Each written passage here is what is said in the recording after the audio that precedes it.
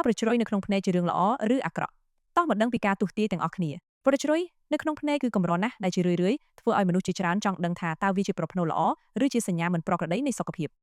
ដូច្នេះតើអ្វីជាអត្ថន័យពិតនៃប្រជ្រុយនៅក្នុងភ្នែក1តើប្រជ្រុយនៅក្នុងភ្នែកល្អឬអាក្រក់ប្រជ្រុយនៅក្នុងភ្នែកគឺកម្រណាស់ហើយជាធម្មតាមិនប៉ះពាល់ដល់សុខភាពទេទោះជាយ៉ាងណាក៏ដោយប្រសិនបើប្រជ្រុយបង្ហាញសញ្ញាខុសពីធម្មតាដូចជាពណ៌ចម្លែកលូតលាស់លឿនឬរមាស់អ្នកគួរតែទៅមន្ទីរពេទ្យឯកទេសដើម្បីពិនិត្យឲ្យបានទាន់ពេលវេលាយោងតាមសរីរវិទ្យាស្ត្រីដែលមានប្រជ្រុយក្នុងភ្នែកតែងតែមានជីវិតស្នេហាលំបាកងាយនឹងធ្លាក់ក្នុងអន្លង់ស្នេហ៍ខុសឬរៀបការយឺតទោះជាយ៉ាងណាក៏ដោយផ្លូវទៅកាន់ភាពល្បីល្បាញគឺបើកចំហកាន់តែជិតដល់វ័យកណ្ដាលហិរញ្ញវត្ថុកាន់តែមានស្ថិរភាពនិងមានសំណាងក្នុងអាជីពរបស់ពួកគេ2អត្ថន័យនៃប្រជ្រុយនៅភ្នែកខាងស្ដាំប្រជ្រុយនៅភ្នែកស្ដាំត្រូវបានគេចាត់ទុកជាសញ្ញាសំខាន់ក្នុងសរីរវិទ្យាដែលឆ្លុះបញ្ចាំងពីបុគ្គលិកលក្ខណៈនិងជោគវាសនារបស់ម្ចាស់មនុស្សដែលមានប្រជ្រុយនេះច្រើនតែមានព្រលឹងដែលរសើបរស់នៅក្នុងជីវិតដែលលាក់កំបាំងហើយជារឿយៗលាក់អារម្មណ៍ពិតរបស់ពួកគេនៅខាងក្នុង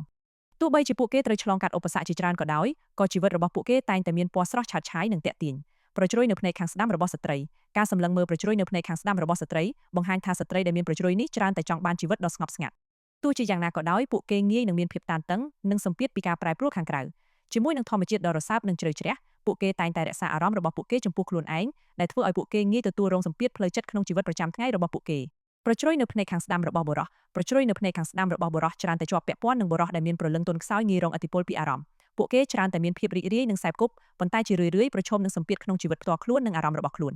អារម្មណ៍ក្តៅក្រហាយរបស់ពួកគេនិងការលំបាកក្នុងការគ្រប់គ្រងអារម្មណ៍របស់ពួកគេអាចបង្កការលំបាកសម្រាប់ពួកគេក្នុងការកសាងទំនាក់ទំនងរយៈពេលវែង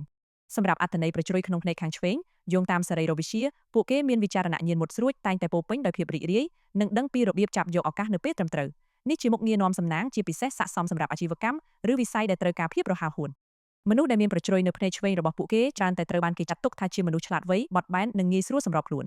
ប្រជ្រុយនៅក្នុងភ្នែកខាងឆ្វេងរបស់ស្ត្រីប្រជ្រុយនៅភ្នែកឆ្វេងរបស់ស្ត្រីជាសញ្ញាបង្ហាញថាមនុស្សស្រីមានបុគ្គលិកលក្ខណៈរឹងមាំមានទំនុកចិត្តនិងមានសមត្ថភាពជាអ្នកដឹកនាំពួកគេងាយទទួលបានភាពជោគជ័យក្នុងការងាររបស់ពួកគេដោយសារការប្រុងប្រយ័ត្ននិងការសង្កេតយ៉ាងមុតស្រួចរបស់ពួកគេទោះជាយ៉ាងនេះក្តីអារម្មណ៍មិនល្អខ្លះងាយនឹងជួបឧបសគ្គឬរៀបការយឺតជាពិសេសក្នុងអាពាហ៍ពិពាហ៍យូរអង្វែងប្រជ្រុយនៅក្នុងភ្នែកខាងឆ្វេងរបស់បុរសប្រជ្រុយនៅភ្នែកឆ្វេងរបស់បុរសតំណាងឲ្យបុរសដែលក្លាហានហ៊ានសម្រេចចិត្តនិងមានស្មារតីជឿនលឿនពួកគេច្រើនតែជាអ្នកដែលមានទំនួលខុសត្រូវខ្ពស់ក្នុងគ្រួសារនិងសង្គមហើយក៏ជាមនុស្សដែលរីកចម្រើនខ្លាំងផងដែរប្រជ្រុយនេះក៏ជានិមិត្តរូបនៃភាពប៉ិនប្រសប់ការគិតជាយុទ្ធសាស្ត្រជួយបុរសឲ្យទទួលបានជោគជ័យយ៉ាងងាយស្រួលក្នុងពិភពជំនួញតើអ្នកគួរដកប្រជ្រុយនៅក្នុងភ្នែកទេតាមទស្សនៈសភ័ណ្ឌភពប្រសិនបើប្រជ្រុយនៅក្នុងភ្នែកធ្វើឲ្យអ្នកមានអារម្មណ៍អសន្តិសុខឬត្រូវបានចាត់ទុកថាស្ថិតក្នុងទីតាំងមិនអំណោយផលយោងតាមសរីរវិទ្យាការដកវាចេញគឺជាជម្រើសផ្ទាល់ខ្លួនមនុស្សជាច្រើនជឿថាការដកប្រជ្រុយមិនល្អចេញអាចជួយបង្កើនសំណាងរបស់អ្នកឬធ្វើឲ្យមុខរបស់អ្នកកាន់តែចុះសម្រុងគ្នាទោះបីជាយ៉ាងណាក៏ដោយតាមវេជ្ជសាស្ត្រស្បែកជុំវិញភ្នែកគឺមានភាពរសើបខ្លាំងដូច្នេះវិធីសាស្ត្រណាមួយទាមទារការណែនាំនិងការណែនាំពីគ្រូពេទ្យជំនាញខាងសើស្បែកការដកប្រជ្រុយចេញដោយខ្លួនអ្នកអាចបង្កឲ្យមានការខូចខាតយ៉ាងជ្រៅការឆ្លងមេរោគឬបន្សល់ទុកស្លាកស្នាមជាអចិន្ត្រៃយ៍ប៉ះពាល់ដល់មុខងារនិងសោភ័ណភាពនៅពេលក្រោយ